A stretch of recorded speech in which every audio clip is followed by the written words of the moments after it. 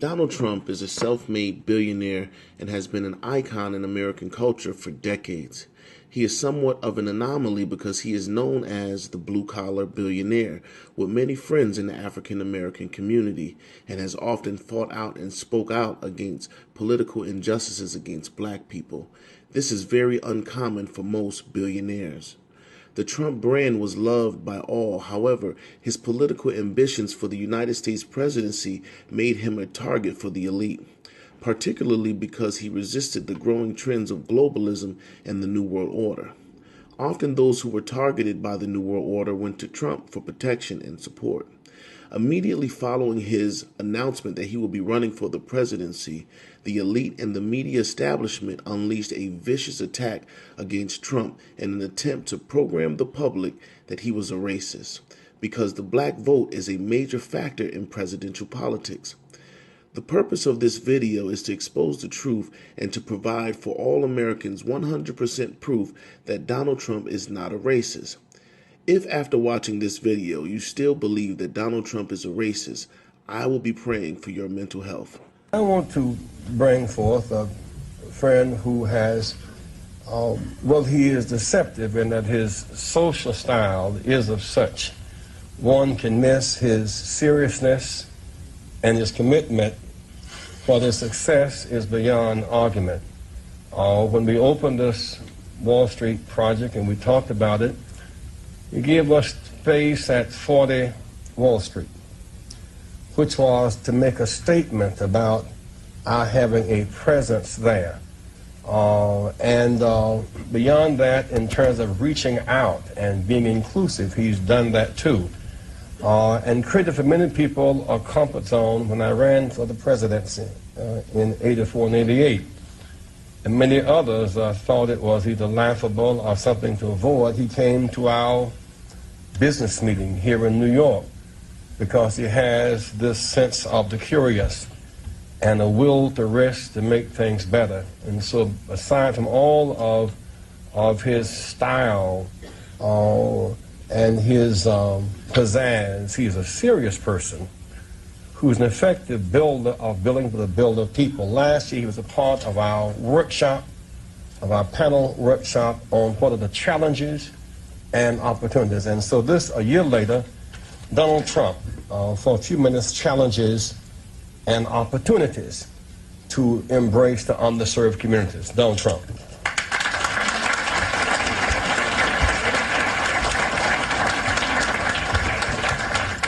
I will tell you, a large percentage of the people, and especially in construction, that are building these great jobs are black and minorities, and I'm very proud of it. We have close to 25%, and I think the number's going up, and they do a great job. There are no better builders than we have in New York, and a big percentage of that is black and minority folks. So I just want to thank everybody in the room for being here. I look forward to some questions, and then I don't know how we're ever going to leave this building today, because if you look outside, it is terrible, but we'll figure a way. There's always a way, and thank you, Jesse, and congratulations. And it angers me, because then you say, why is there poverty? Why is there no education in Harlem? Why are the schools so bad? Why is there no housing? When you put a tax on Japan for the products that they're selling, you will bring in hundreds of billions of dollars to this country, which can go to rebuilding our inner cities. Instead of giving Japan free military defense, you bring in hundreds of billions of dollars, which money can go toward the inner city, toward education. I am a huge believer. I'm very well educated, and I'm a huge believer in education, an unbelievable believer in education. But one of the things you need for education is money. We have a country that's losing $140 billion a year, at a minimum. I think it's much more than that, by the way, but at a minimum. It's tough to build housing for people. It's tough to educate people when you're losing $140 to $200 billion a year. Your father was there a lawsuit? You didn't have enough he didn't have enough blacks in his project. There were blacks in his housing development, but the federal government, and that upset you. I didn't like it because it wasn't fact, and I decided to fight it. And this was a lawsuit against numerous landlords in New York many, many years ago, and I didn't like it because it wasn't true. In fact, in one building they went, and there was a preponderance of blacks as opposed to whites. And I remember being asked the question was asked of our people, how many blacks do you have? And we said some huge number like 70% or 65%, and they almost fell off the chair. Here they are suing us, and we're saying a certain number. We've never discriminated. We don't believe in it. And I just thought on a principle ground I should fight. And other landlords didn't. Okay. And we settled, and it worked out very well. I just think there's a tremendous lack of spirit, and I think the spirit has to be brought back. You have a vice presidential candidate in mind? Well, I really haven't gotten quite there yet. It's I guess it's just Oprah. I love Oprah. Oprah would always be my first choice. Oprah. Oprah, your competitor, right? Oprah's a competitor. You know what? No I'll tell you, she's really a great woman, though. She is a terrific woman. She's somebody that's very special. I have not even thought about it. I guess we'll see. We'll see. Maybe that's part of the whole process. Would she be I mean, kidding aside, that you might think if about? she'd do it, she'd be fantastic. I mean, she's popular. She's brilliant. She's a wonderful woman. I mean, if she'd ever do it, I don't know that she'd ever do it. She's got. You'd ask her. She'd be sort of like me. I mean, I have a lot of things going. She's got a lot of things going. What a ticket in terms that would of that would be a pretty good ticket. But she's a very exceptional woman. 22 million black victims of Americanism are waking up, and they're gaining a new political consciousness, becoming politically mature. And as they develop this political maturity, they're able to see the recent trends in these political elections. They see that the whites are so evenly divided that every time they vote, the race is so close they have to go back and count the votes all over again. And which means that any block, any minority that has a block of votes that stick together is in a strategic position. Either way you go, that's who gets it. You're in a position to determine who go to the White House and who stay in the doghouse. You're the one who has that power. You can keep Johnson in Washington, D.C., or you can send him back to his Texas cotton patch. You're the one who put the present Democratic administration in Washington, D.C. The whites were evenly divided. It was the fact that you threw 80% of your votes behind the Democrats that put the Democrats in the White House. When you see this, you can see that the Negro vote is the key factor. And despite the fact that you are in a position to be the determining factor, what do you get out of it? The Democrats have been in Washington, D.C. only because of the Negro vote. They've been down there 4 years. And all other legislation they wanted to bring up, they brought it up and gotten it out of the way, and now they bring up you. And now they bring up you. You put them first and they put you last. Because you're a chump. A political chump. In Washington, D.C., in the House of Representatives, there are 257 who are Democrats. Only 177 are Republicans. In the Senate, there are 67 Democrats. Only 33 are Republicans. The party that you backed controls 2/3 of the House of Representatives and the Senate, and still they can't keep their promise to you, because you're a chump.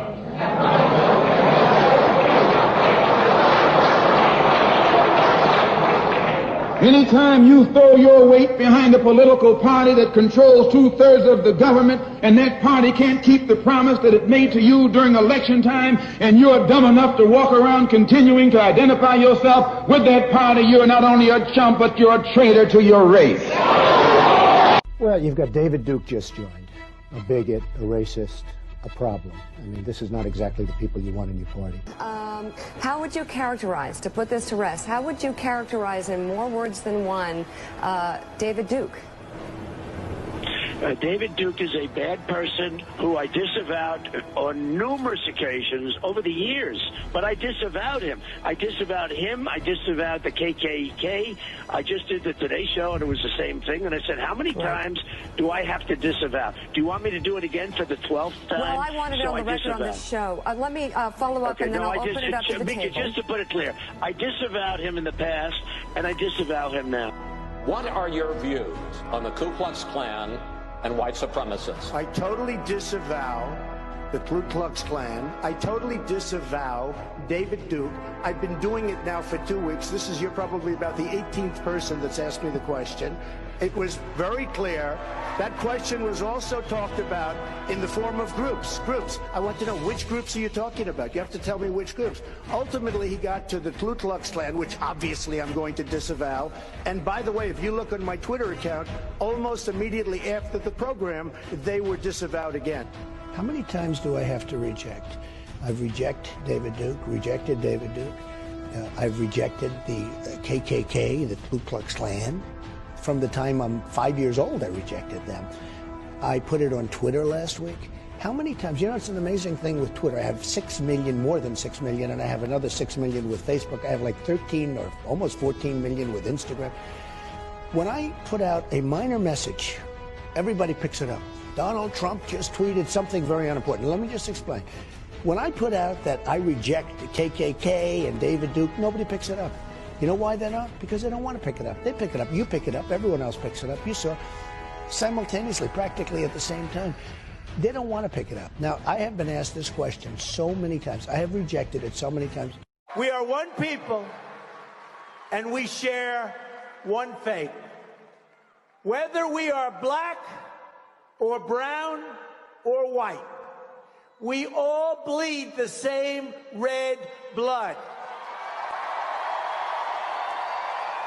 We all salute the same great American flag.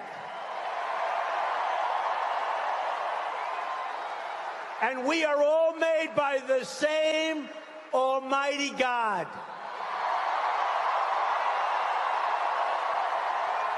No group in America has been more harmed by Hillary Clinton's policies than African Americans. No group. If Hillary Clinton's goal was to inflict pain on the African American community, she could not have done a better job. It's a disgrace. Tonight, I'm asking for the vote of every single African American citizen in this country who wants to see a better future. The inner cities of our country have been run by the Democratic Party for more than 50 years. Their policies have produced only poverty, joblessness, failing schools, and broken homes. It's time to hold Democratic politicians accountable for what they have done to these communities. At what point do we say enough? It's time to get our country back to work, and that includes an all-out effort to help young African Americans get the good-paying jobs that they deserve. Today I want to talk about how to grow the African American middle class and to provide a new deal for Black America. That deal is grounded in 3 promises: safe communities, great education, and high-paying jobs. My vision rests on a principle that has defined this campaign right from the beginning, and you've seen where we've come from and where we are right now. It's called America First. Every African American citizen in this country is entitled to a government that puts their jobs, wages, and security first. One of the greatest betrayals has been the issue of immigration. Illegal immigration violates the civil rights of African Americans. That's what's been happening.